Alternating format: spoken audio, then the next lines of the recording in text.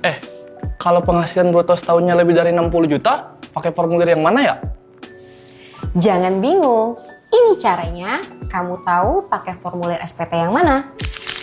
Kawan pajak yang berstatus sebagai pegawai, karyawan, atau bekerja dari pemberi kerja punya kewajiban untuk melaporkan SPT tahunan.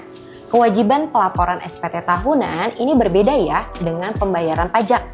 Jadi meskipun kawan pajak sudah dipotong setiap bulannya untuk membayar pajak, kawan pajak tetap punya kewajiban untuk melaporkan SPT tahunan. Jadi, ini cuma bahas tentang pegawai doang. Kalau statusnya masih honorer, gimana? Sama aja kok. Bagi kawan pajak yang berstatus sebagai pegawai, karyawan, honorer, ataupun bekerja dari pemberi kerja yang lain, tetap punya kewajiban untuk melaporkan SPT tahunan selama memiliki NPWP dan berpenghasilan. Lapor SPT tahunan dapat dilakukan secara online. SPT tahunan tahun pajak 2024 yang dilaporkan di tahun 2025 dapat dilakukan di laman djponline.pajak.go.id. Bagi kawan pajak yang berstatus sebagai pegawai, karyawan, atau bekerja dari pemberi kerja yang lain, punya kewajiban untuk menyampaikan SPT tahunan menggunakan formulir. Nah, formulirnya ini berbeda-beda nih setiap orangnya. Pertama kita lihat dulu nih, kawan pajak bekerja di mana.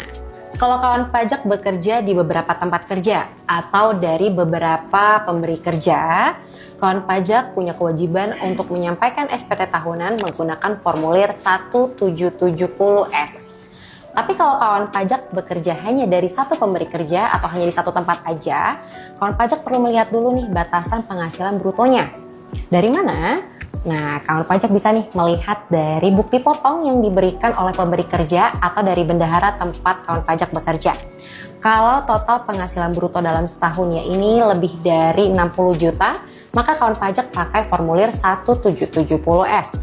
Kalau kawan pajak memiliki penghasilan bruto dalam setahun kurang dari 60 juta, pakainya formulir 1770SS. Kalau misalnya pegawainya punya usaha sampingan, gimana? Bagi kawan pajak yang berstatus sebagai pegawai atau bekerja dari pemberi kerja, kemudian punya usaha, nah kawan pajak melaporkan SPT-nya menggunakan formulir 1770. Ingat ya, batas pelaporan SPT tahunan untuk orang pribadi tanggal 31 Maret. Gimana? Sekarang udah paham kan? Yuk segera laporkan SPT tahunanmu, karena lebih awal, lebih nyaman.